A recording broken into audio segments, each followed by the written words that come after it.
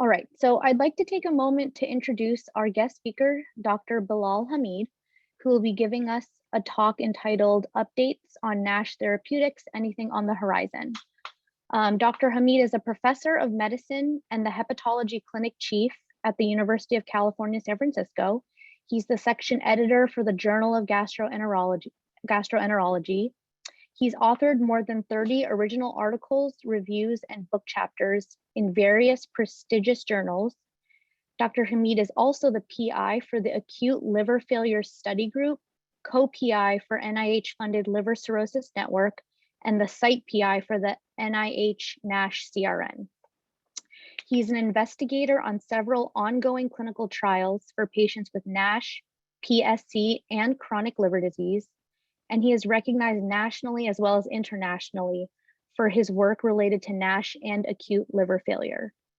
And as many of you know, he's also a board member for the Northern California Society for Clinical Gastroenterology. Welcome, Dr. Hameed, and thanks so much for being here tonight. Thank you, everyone. Thank you, Stephanie, for the kind introduction. It's great to see all the familiar faces. And I hope you can see me, and I'm going to start sharing the screen. Okay, and Neem, you can see the screen. I can see you on that. Okay, perfect. So the topic is, update on NASH therapeutic, anything on the horizon, as Stephanie has mentioned. These are my disclosures, but nothing related to today's talk. We will talk about some of the clinical trial and some of the updated data that are present recently. Although the topic of today's talk is NASH therapeutic, but we cannot go for, discuss about therapeutic unless we have a better understanding of the prevalence of NAFLD and understanding which are the group of patients who need treatment, especially patients who have fibrosis, and which patients are at increased risk of fibrosis. And then we have to discuss overall as the management of NASH, including what are the patients, which patients actually would be qualified or need liver pharmacotherapy. What do we have available at this time, today's in our practice? And then we will, in the last half an hour, talk about some of the newer therapy and how the horizon looks like. Most of you are aware about the global prevalence of NAFLD, which is, most of us who are interested and the fellows who are interested in liver, the NAFLD is the most important thing and will be the most important thing that we're going to keep all of us in the practice. Everything that we are related. These are an amazing, nice paper from Renella about the global prevalence. And this global prevalence does increase. You can see the increase of the obesity and the prevalence of diabetes. So 1/3 of it, but just to give some perspective to all of you, that estimated that worldwide around 1 billion people have NAFLD. NASH, which we're going to discuss more about, is present in about 25% of the population of this 1 billion, which is 250. And out of those, about close to 22 million people likely have advanced fibrosis. And that is the group of patients that, there's a lot of focus on management and new treatment that will be available in the future. We all are aware of that NAFLD is a progressive disease. I'm not going to go in right now whether we'll use the word NAFL and MAFL, and it will be, coming up pretty soon. We'll just use the word NAFL for now, and that's another topic of discussion. But most of these patients, normally we start with steatosis, a lot of insulin resistance as the first factor. There are a lot of different aspects in pathogenesis. And when we talk about steatosis, it's like isolated fat without any inflammation. And that's what we use the word NAFL. And then some of these patients ultimately start having inflammation with balloon hepatocyte inflammatory cells, which we call steatohepatitis, and ultimately reach the stage of cirrhosis. Now, if you look at in a different perspective, about luckily majority of the patient that we see, about 2/3 of the patient will only have the NAFL, which is just isolated steatosis without any inflammation. Now there are 20 to 30% of patients of those NAFL will have, or 15 to 20 will ultimately have steatohepatitis, and out of those, about 1/3, about 25 to 30% will develop advanced fibrosis and cirrhosis. Once you reach the stage of cirrhosis, these are the patients at risk of portal hypertension, liver failure, which is 20% in 2 years, and ultimately the risk of ACC, different studies have shown 3 to 5%. Now, it is also important to understand that when you see a patient with a fibrosis progression rate and ask about it, normally it takes about 1 stage per 7 years, sorry. But there are patients, about 20%, who are very fast progressors, that they can reach the stage of cirrhosis in about 10 years. And there are multiple different risk factors that are associated, and I'll just mention some of them. So this is how we looked at it. There are a lot of different studies looking at the fibrosis progression rate and how these patients. And so ultimately, the whole focus is like patients with fibrosis, because that is the group of patients we are all focusing on. So what is the significance of fibrosis, right? And I think that's where an important question that comes in. So this is a very nice, Rohit had this published in Gastro about understanding how these different factors in NASH that worked on. And, the more factors, like if you have inflammation and ballooning in NASH, you're going to tip the balance. But the fibrosis, especially advanced fibrosis, is the single most important predictor of mortality in NASH. So therefore, it is very important to identify the patients who are at risk of this fibrosis and risk of progression. Now, this is some of the factors that has been studied in many different, factors have been studied in trials. The overweight and obesity, when you have type 2 diabetes, if you have metabolic syndrome, 3 or more features, dyslipidemia, ethnicity has been associated, and we need to do more work. Sedentary lifestyle with Western diet, especially fructose, polycystic ovarian syndrome, most of you are aware, it is like insulin resistant, and Dr. Monica Sarkar is one of the experts in this field, sleep apnea. And the one thing is first degree relative is NASH cirrhosis. So overall, if a patient has an age greater than 50 years with type 2 diabetes and a first degree relative with NASH cirrhosis, these are the strongest clinical predictor of NASH and fibrosis. Now, there are many different calculators out there in understanding non-invasive way of identifying fibrosis. So we have to just keep an eye on it. Now, this is our latest from NASH CRN. Some of you have aware of this study, which was published just end of last year in New England Medical Journal. And the goal of the study is to identify, follow these prospectively. So NASH CRN is one of the cohort that we have biopsy proven patients with NASH. And these are the patients who have, been followed with biopsies, and it's a multi-center prospective study. So for this purpose of this study, we have around close to 1,700 patients with biopsy proven fatty liver disease and followed for about 4 years. And what it shows that, with the different stages of fibrosis, that, all these increasing stage of fibrosis is associated with increased risk of not all the liver-related complications, but overall death. And therefore, and interestingly, I think we have been, maybe just because of the numbers, but we saw in this group, hepatic encephalopathy is much higher than the ascites development, just what.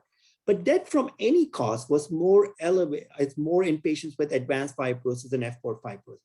We all aware about that patients with NASH has increased risk of cardiovascular death and other, but the fibrosis, advanced fibrosis is the single most important predictor of liver-related complications, death from any cause, and overall death.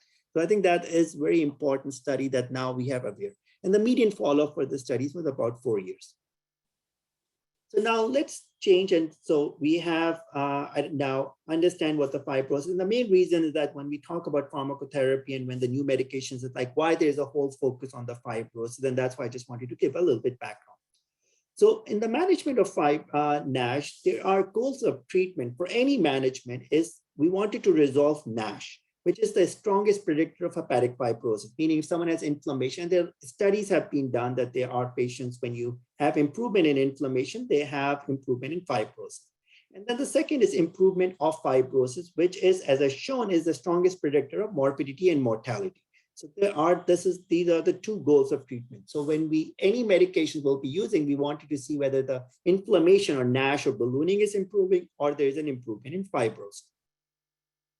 So also it is important when we see a patient with fatty liver disease, it's like a multidisciplinary approach we need to use because we only focus on the liver, but what we understand, it's a metabolic stress and systemic inflammation. So everything that is going on in the liver, you expect the same thing. There is inflammation, there's a scarring, whether it's a heart and risk of coronary artery disease, whether it's risk of hypertension, pancreatitis, diabetes development in the pancreas, and same with the kidney. So patient with fatty liver disease, be aware about that these have increased risk of cardiovascular disease, heart disease, diabetes, and chronic kidney disease. But also when you have patient with liver disease, we also looking at overall the risk of cancer. And we all are aware of that patients with NAFLD are increased not only of liver cancer, but a lot of other cancers, colon polyps and pancreas and renal cancer. There are a lot of other cancers they're increased, and overall mortality.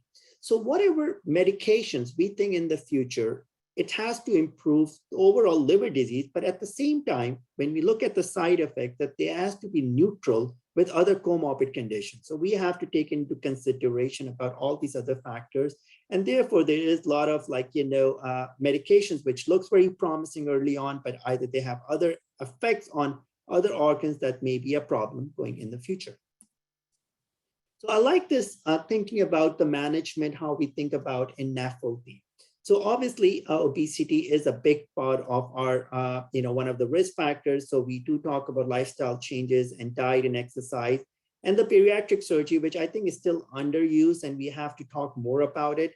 I'll show you some data about that. Now, most of these patients have some component of metabolic syndrome. So treating their hypertension, dyslipidemia, type 2 diabetes is very, very important. Again, the same questions I think you all are aware, but the statins are completely safe, actually uses is one of that. And so I just wanted to make sure. And then if someone has cirrhosis, that we do normal HCC screening, varices screening, and then deciding about candidates for liver transplant. Now, patients who have NASH, which is active inflammation with or without fibrosis, those are the group of patients that we discuss about as candidate for liver pharmacotherapy.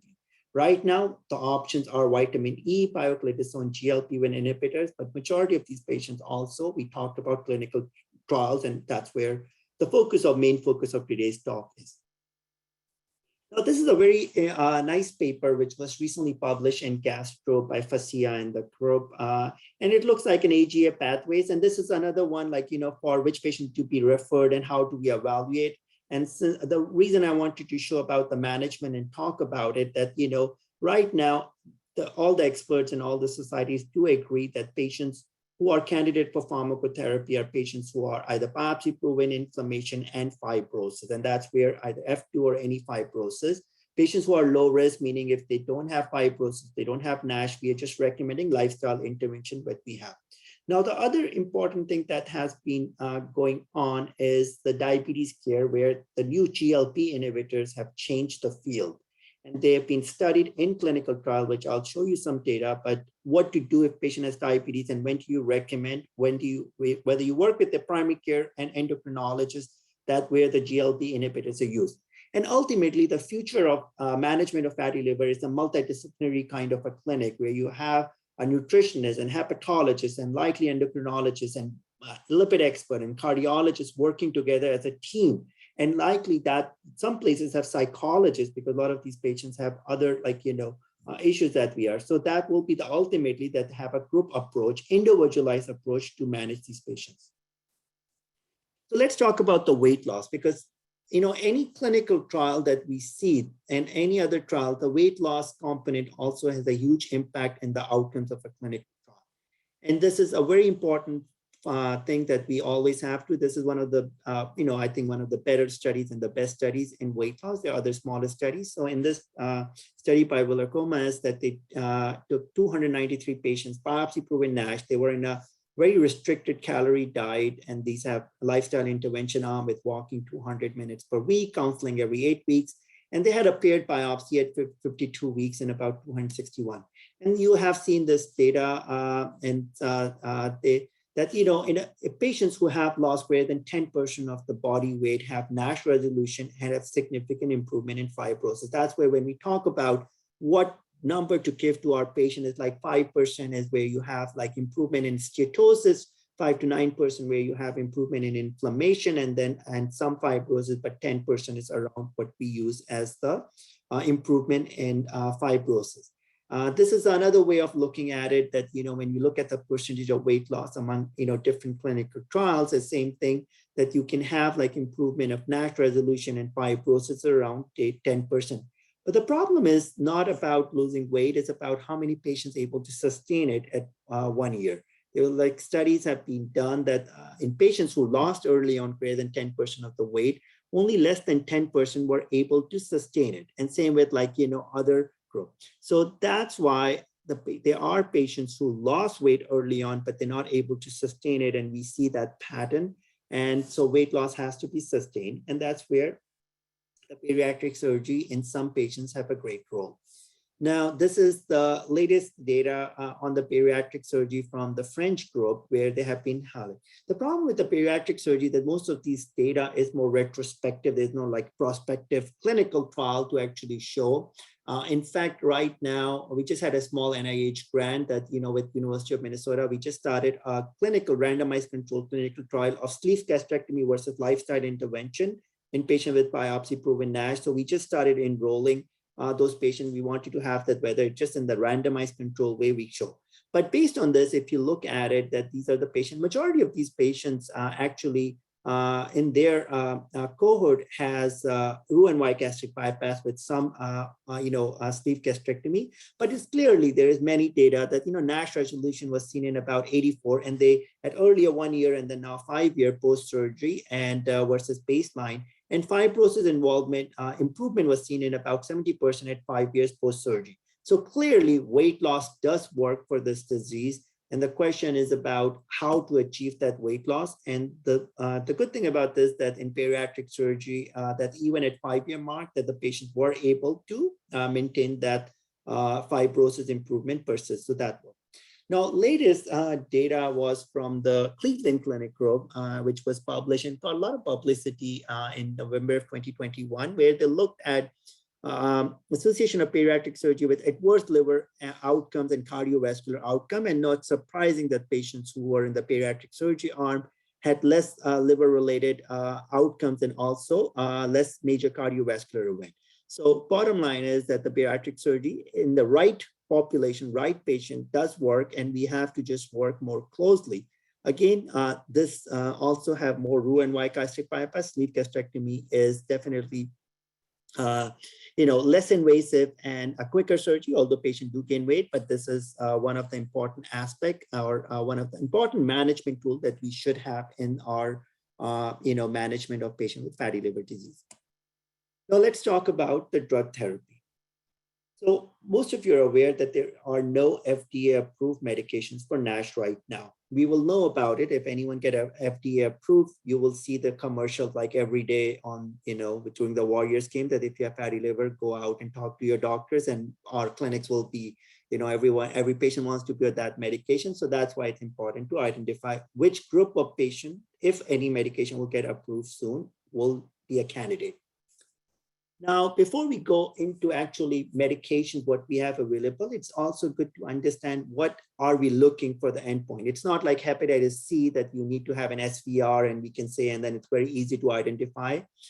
So they are in phase 2 clinical trial. FDA are okay with some of the non-invasive tests to assess response. And one is the ALT. So if you have an ALT decrease of greater than 10 or greater than 17 based on our Flint study, that would be an acceptable. But the more and more phase 2 studies are using MRI PDFF, which is I'll show you some pictures that, it is a very sensitive and very good, and also for MR elastography for scarring and fibrosis, but greater than 5% of absolute reduction or relative reduction of greater than 30%. So that's where a lot of phase 2 studies use that and go on. And if it has an associate with histological improvement, that will gonna give an idea to go into the phase 3. But the phase 3 are more about likely to predict clinical benefit and what it entails. So there are two aspects to it. One is, as I was showing, is NASH resolution, meaning that patients have resolution of steatohepatitis when on the initial biopsy at the end of the clinical trial, and no worsening of liver fibrosis. So if the fibrosis was 2, it remained 2, but the NASH resolution. So that's one of the outcomes. The second is fibrosis and improvement of greater than 1 stage fibrosis and no worsening of steatohepatitis. So there are different ways of looking into it. So what is the histological outcome or endpoint can get a conditional approval to a medication, but for a full approval, you need to have a clinical endpoint. So that's how the companies who are in phase 3 clinical trials are looking for it. Now the histology, again, since most of the clinical trial, the outcome is it when they look at it, this is the NASH, NAS score, there's a SAS score now, but Bottom line is there are different components to it. One is the steatosis. It goes from 0 to 3, then inflammation, 0 to 3, and the liver engine ballooning. Now we use central pathologists because earlier studies were used local pathologists and they were not able to see ballooning. And then, if the outcome is NASH and you don't see ballooning in one component, if you don't have as a baseline, then there was no improvement. So that's why the NAFLD NASH score, was used. And most of the studies have used like greater than 4 or 5, but if its NASH score is less than 3, it's correlate with not NASH, and greater than 5 correlate with the diagnosis of NASH. So that's where what is used. And when the pathologists read about it, they looked at it. Now the NASH score does not have fibrosis, but most of you know that the fibrosis stage goes from 0 to 4. So this is the MRI-PDFF, which is the most sensitive and accurate modality and can detect as low as 5% of the fat. It is validated to assess dynamic change to intervention. We are using more and more, but for using, in a population is definitely cost and tolerability, but they are like 5-10 minutes new MRIs that they are working on. That would be the future, in my point of view, in many, in both for screening and for the follow-up. And the MR elastography has also been used, and the technology has been pretty impressive, but it looks actually very fancy imaging, and they looked at it. A lot of work has been done at Mayo Clinic and UCSD, but there are many publications now, but this is also the future that we will be looking into it. Now let's talk about the different options for treatment. Now, as I showed you early, that these patient with NAFLD goes from normal liver to steatosis to steatohepatitis and cirrhosis. So a lot of different pathways have been studied in it.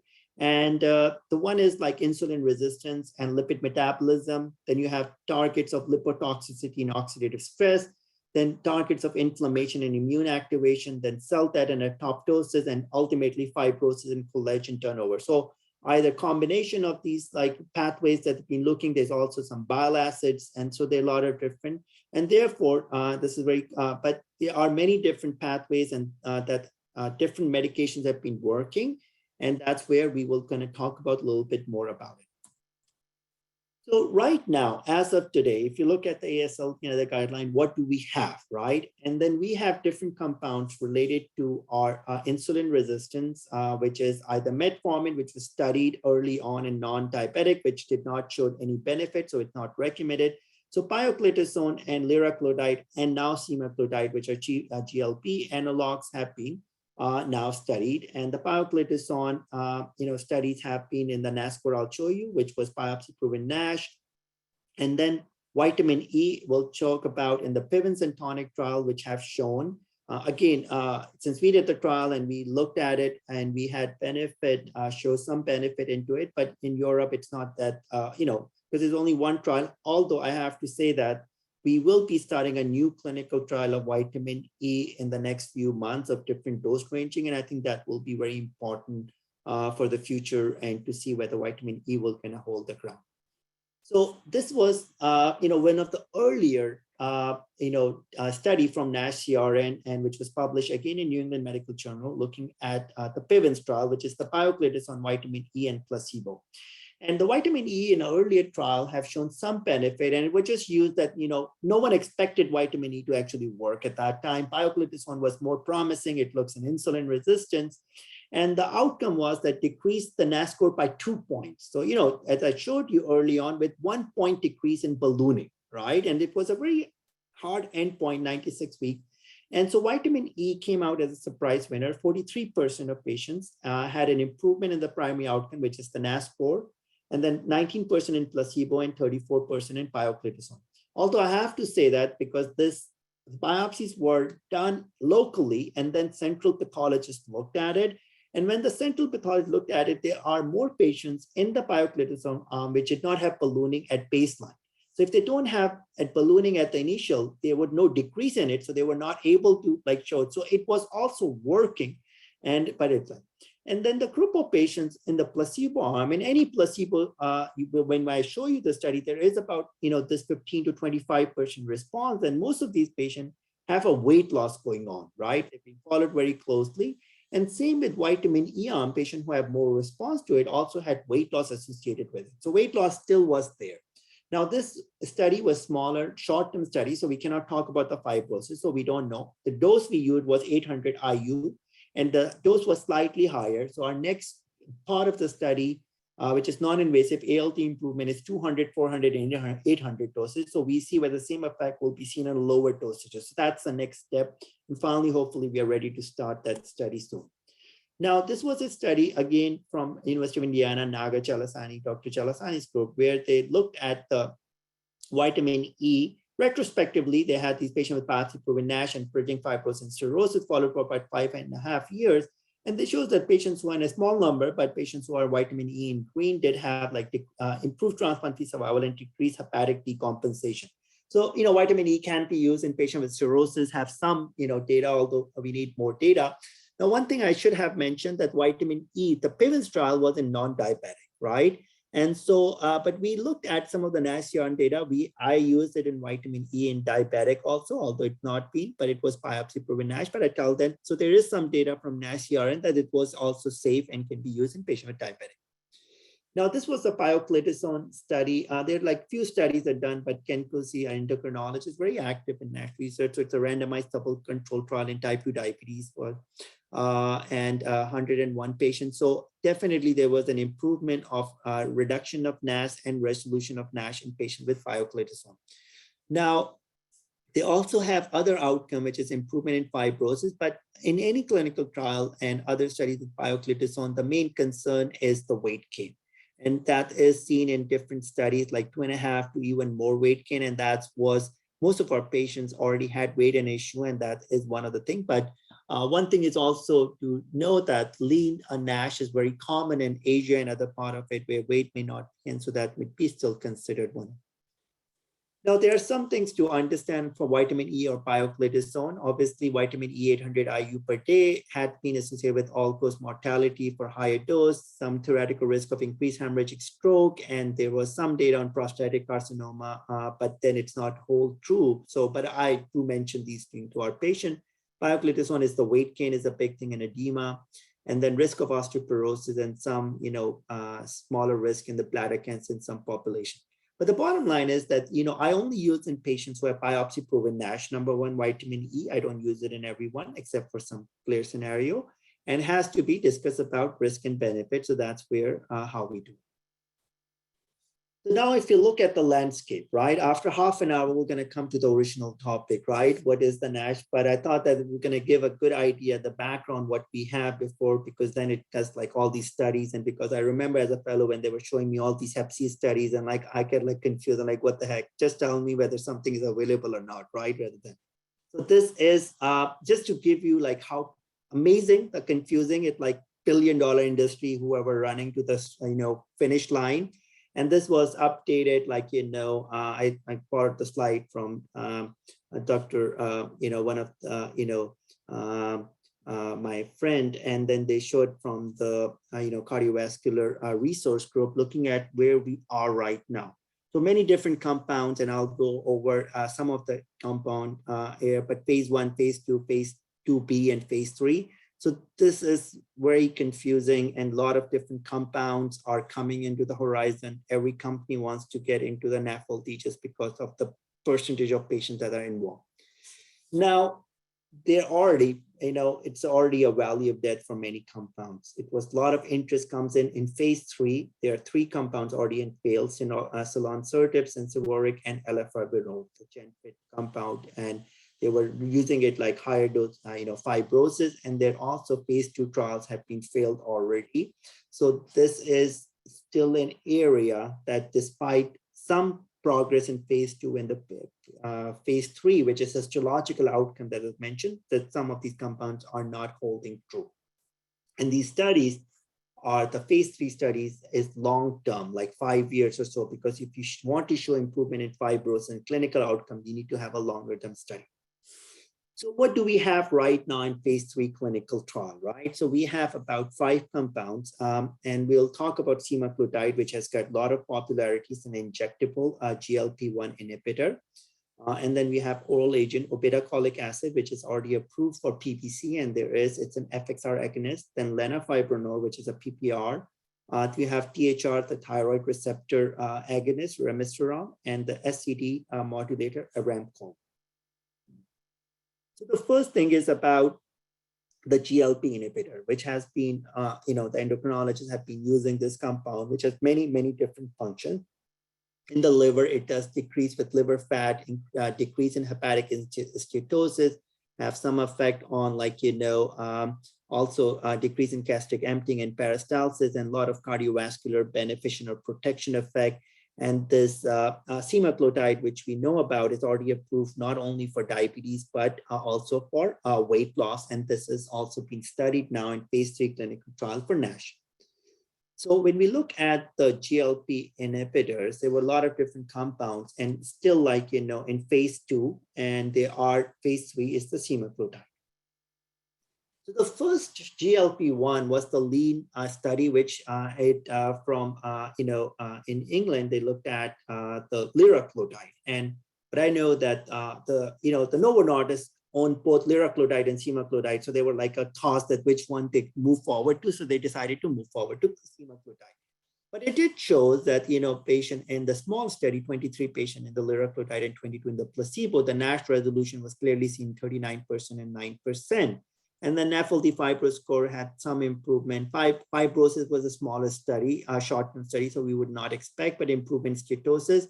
And so, but it was showing the trend that in histologically, there was some changes at 48 weeks of liraglutide. Now, semaglutide, which was the, as we were talking about, the phase 2 data, which was published now in 2020 at New England Medical Journal. It's a 72-week study of phase 2 in patients who have NASH with stage 1 to 3 fibrosis. And they had different dosages of semaglutide, 0.1, 0.2, and 0.4 sub-Q dose as compared to placebo. And when we look at the NASH resolution, which is one of the outcomes that we talked about with no fibrosis, so definitely it was statistically significant. All the doses have shown as compared to placebo. It was 17% response in placebo and 59 in 0.4 milligram arm. The fibrosis involvement improvement by one stage was not, but surprisingly, if you look at the 33% in placebo arm had a fibrosis improvement, which is actually surprising. It's a much higher response rate that we see in any other study. So that's why we don't see as that much a response as compared to semaglutide. But when they look at it in more detail, that there was some benefit towards the fibrosis. So therefore, they needed to study. And but the primary outcome was definitely NASH resolution with no worse thing. And but there was no overall improvement of fibrosis compared to placebo. But that's why. So this is in a phase 3 clinical trial. UCSF is part of the study. So if you have now, most of these compounds, especially semaglutide, the GI side effects has been a big one, right? Most of the patients are okay with sub-Q, but then nausea, vomiting is one of the things that we have seen already, patients. So this looks very, very promising, and that we'll see. And then off-label use, if I have a patient with diabetes and NASH, I am talking to endocrinologists for using GLP-1 inhibitors, right? And now we don't know which one is better, but at least if someone has obesity, and so that is the discussion we have. Some patients are without diabetes, they are trying to go into semaglutide, so we are already seeing that. Now, PPR receptors are also very interesting and unique. There are different receptors they work in, that alpha, delta, and gamma. The different areas, it does help with, in liver, fatty acid oxidation, adipogenesis, lower plasma triglyceride, increased plasma HDL. Then you also have a muscle effect onto it. And there are different compounds out there already, even if you look at the Pioglitazone, and they're all these compounds. Lanifibranor is very interesting because it has all 3 receptors, and that's have been shown. The elafibranor, which is the Genfit, has a lot of promise, the French compound, but unfortunately did not hold true in the phase 3 clinical trial. So the elafibranor, was alpha and delta, which has thought to be fatty acid oxidation, triglyceride lowering, HDL raise, and then lipoprotein metabolism, glucose homeostasis. So it works just these compounds. So phase 2, has shown some benefit, although there was a debate that they changed the, primary outcome and did, but They went into the phase 3 clinical trial, and when they had this 1,000 patients, stage 2 to 3, and the NASH resolution without fibrosis, we compared in elafibranor with like 19 and 14% in the placebo. And then same with improvement in fibrosis, one stage was not. Again, placebo has that 20, 30% response rate, right? And if you look at it, those patients are being better lifestyle modification, weight loss and everything. So there is definitely in placebo response in a lot of these medication arms.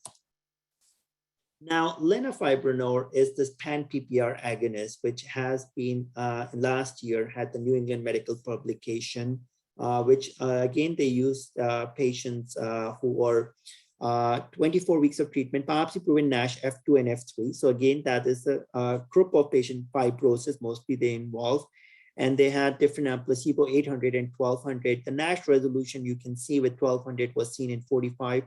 Fibrosis involvement, it was more higher, is 42%.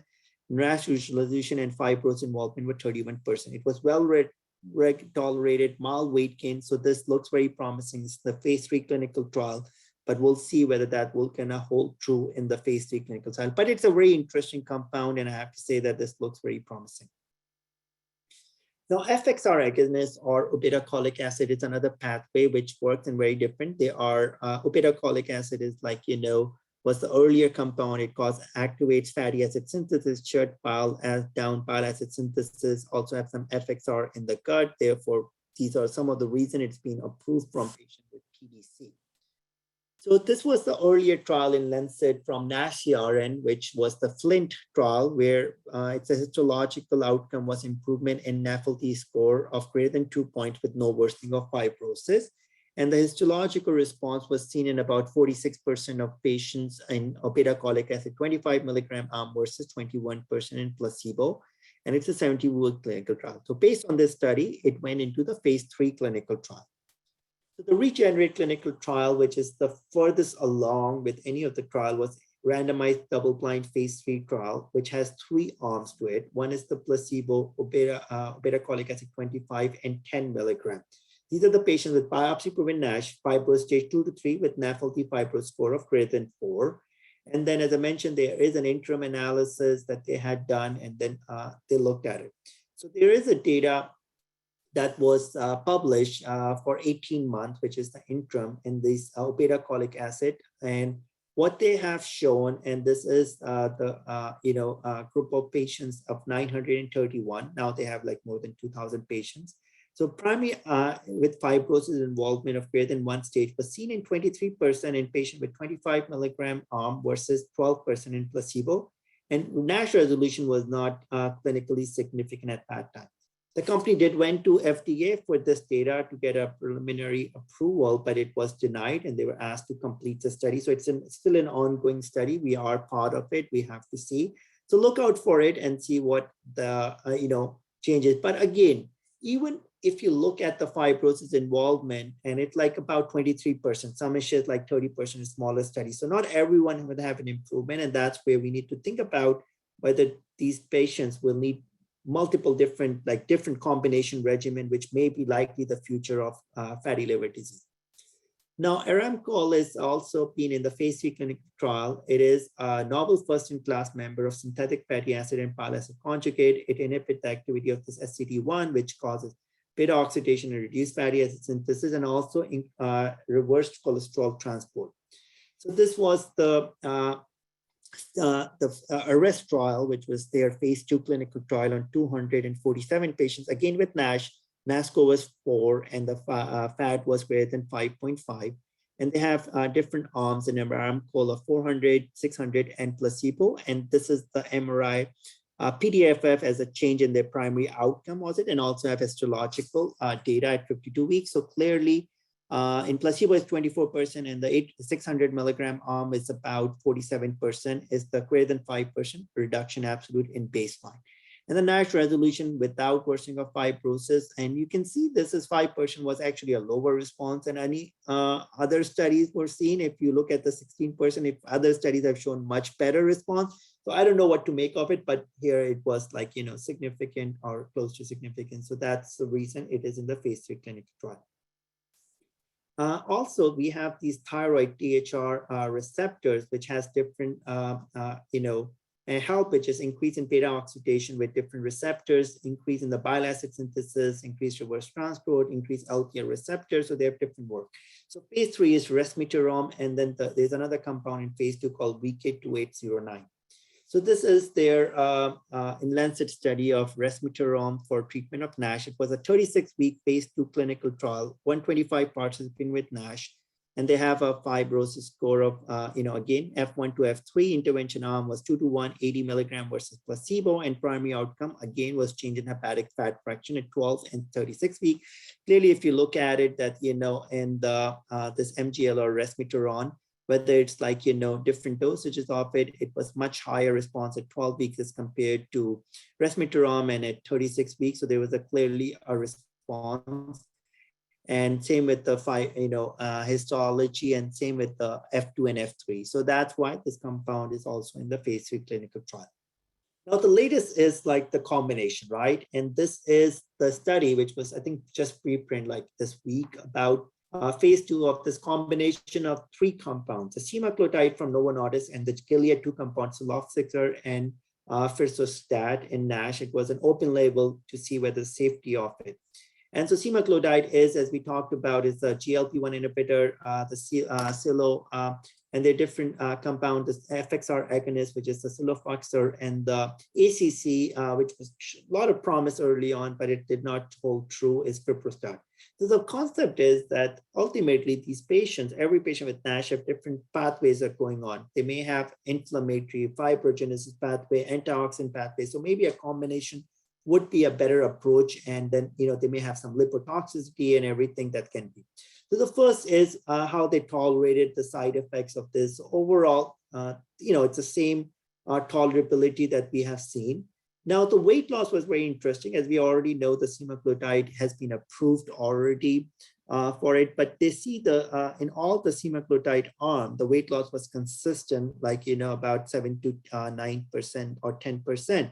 And when they looked at the liver fraction and fat component to it in combination versus semaglutide, it also shows all group was shown. The most common side effects because of semaglutide is GI. There was minimal pruritus in the FXR. Most of the FXR, whether it's obeticholic acid, one of the side effects is pruritus. So based on this, they may likely use a combination. However, we are part of a combination of similar a phase 2 trial for patient with compensated cirrhosis. So we are started enrolling patients with compensated NASH cirrhosis, a combination of 3, to see whether that will be the safe, but this will also. And there's a lot of thought that the future will likely be a combination regimen that we are going to go forward. So we still don't know what will be the best target, right? And the best target for NASH, whether it will be inflammatory, metabolic, apoptotic, fibrotic, but hopefully the future would be that we can identify patients, that this patient have more insulin resistance as one of it. They're more inflammatory, they have more fibrogenesis, and then we can have all these medications in our armamentarium, and then we can use a combination and decide what will be the best way. But we're not there yet.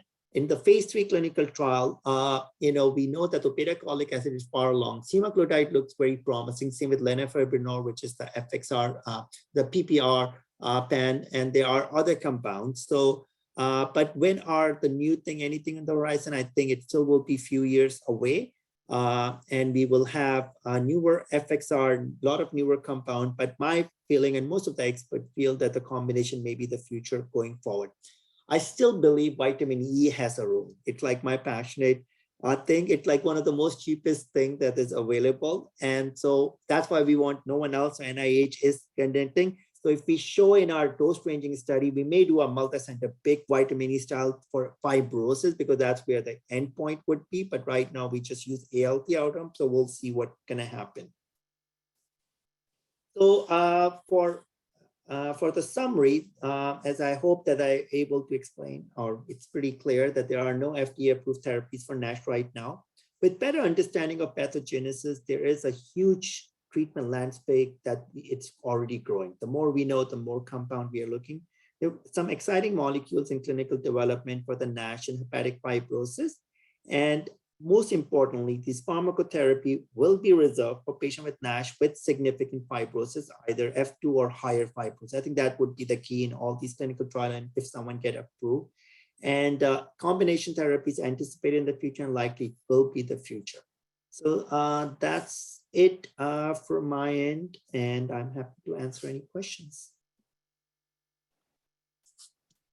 Thank you so much, Dr. Hameed, for that really great update. It sounds like there is a lot of very exciting research in NASH, and I think everyone, would probably agree with me in saying, it was very informative. There aren't any questions in the chat box right now, but does anyone have any questions that they wanted to ask Dr. Hameed? Yeah, Jeremy, thanks for awesome talk as always. Is there any trial right now with the vitamin E as combination? No, because the problem is it would be investigator-initiated NIH because vitamin E doesn't it's not a it's not a pharmaceutical, so there is definitely no in the combination, and this is after a lot of thing that we are finally at least starting this one. So no, there's nothing, unfortunately. Hi, this is Robert. Thanks, Bilal. That's a wonderful talk on sort of the latest and greatest in NASH. I guess one question I had, it's interesting, a lot of people think, like you said, that future will be combo therapy, targeting different mechanisms of action. But, all the late stage studies are all monotherapy versus placebo. So as, I don't know, this will be a few years out, but as agents start becoming approved, what are your thoughts on how people will choose which agents to combine together in trying to find the best combination? Yeah, I think that it's $1 million question, Robert, that we all are struggling. My hope is not only with our better understanding of new compound, we'll have better understanding of pathogenesis. With biomarkers and other things, we can identify those, which pathways are, would be important. But patient definitely if they have diabetes, there has to be my feeling it has to be some GLP or insulin sensititis should be part of it in addition. If there are some fast progressors, someone who has more fibrosis, we have to see whether some of the antifibrotic compounds will be there. But we still have to have a better understanding to either whether we are not there yet. But I think now the other bigger thing is whether in the future, whether we will gonna need all these, because histology, there's a lot of debate whether histology is the best outcome, right? And whether non-invasive ways have been used right now. In phase 3 clinical trials, histology is still needed, but whether they have a better, and these biomarkers or, imaging biomarkers, the MRE, and the new technology coming up with the inflammation and everything, that may be the future that we can use in these clinical trials. They will be faster to do it. But I don't have a very smart answer for you, Robert, about how would we identify which group to be, using a combination. I think we're still very far ahead.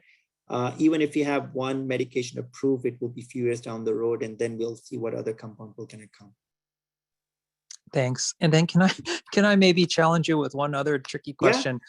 Like a lot of these studies, they have to be finite, right? So they have to look at endpoints at some time point. But do you think, because NAFLD, NASH, metabolic disease, doesn't go away. So do you think that these will be lifelong therapies or treat for finite, see how it goes, retreat? Yeah. That's what I'm struggling to understand. So, no, again, that is the whole point, right? Because these compounds will not be cheap, right? When you get it, you already know that it will be very expensive compound.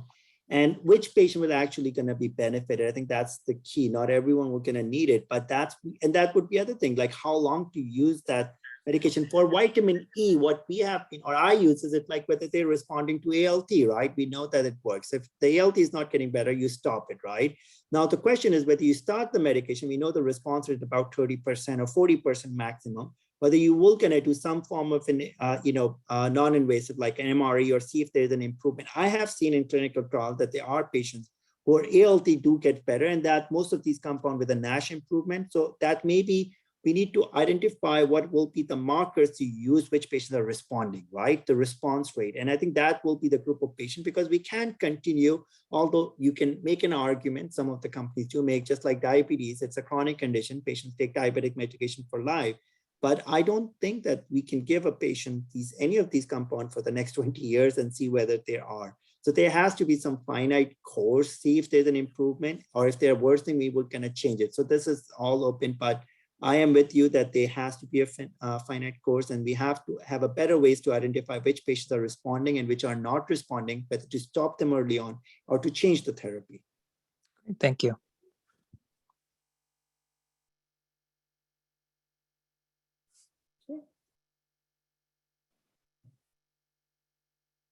Well, I think, okay, 5 minutes back to everyone's life with this with the Zoom world. But thank you everyone for listening. And if any question, feel free to email me.